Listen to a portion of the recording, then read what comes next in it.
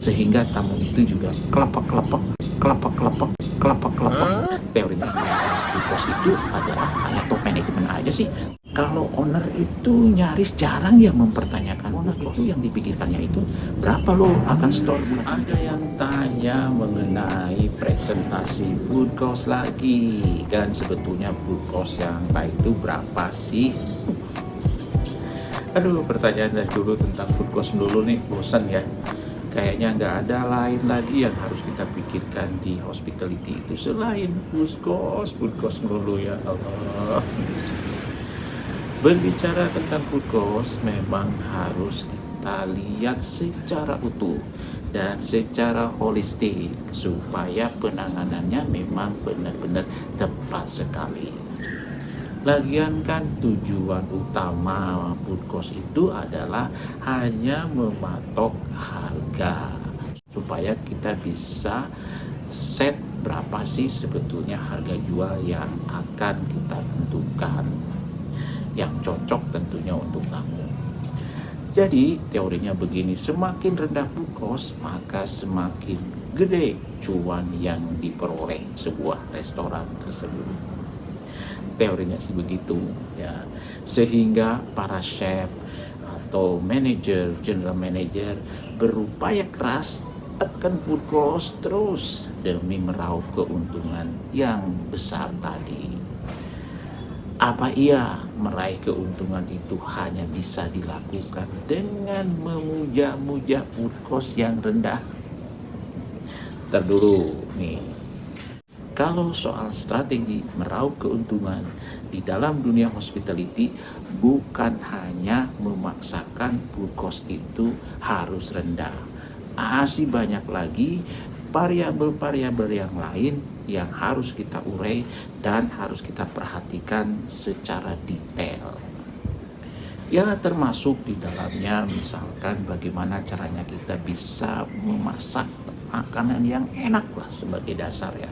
Kemudian makanan itu harus autentik, kualitas makanannya harus super, presentasinya memang sangat menarik, dan terutama juga harus konsisten, harus cepat, dan the best value for money. Sehingga para langganan atau tamu-tamu itu terus bolak-balik makan di tempat kita tadi. Nih, berdasarkan pengalaman gue ya teman-teman ya, sebetulnya yang rewel food cost itu adalah hanya top manajemen aja sih, top manajer kita. Kalau owner itu nyaris jarang yang mempertanyakan food cost, mungkin dia juga nggak ngeh dan nggak kenal. Owner itu yang dipikirkannya itu berapa lo akan store bulan ini ke gua. Semakin tebal setoran maka semakin disayang. Bukan food cost-nya yang rendah, yang penting berapa fulus yang akan diberikan ke sang owner. Jadi sebenarnya ngapain sih kita harus stres memikirkan food cost segala? Lebih baik waktu itu dicurahkan fokus untuk melaksanakan hal-hal yang lain seperti menciptakan kreativitas masakan. Temukan makanan favorit atau signature of dishes sehingga tamu itu juga kelepek-kelepek untuk menikmati hidangan kita. Lagian ngapain juga ya kalau food cost-nya rendah, tapi kalau nggak laku sama juga nantinya ujung-ujungnya food cost-nya akan tinggi-tinggi juga, akan membengkak. Kalau raw material kalian ngendon di kulkas terus juga nggak bagus juga. Aduh, makanan itu perlu fresh, harus cepet dimasak ya. Gini aja deh, mending laku pisang goreng 10 porsi dengan food cost 50% daripada cuman laku 1 atau 2 porsi food costnya 30%. Nah itu aja patokannya. Lagian kan teman-teman, gaji kita itu juga sebagian besar variabelnya adalah dari servis.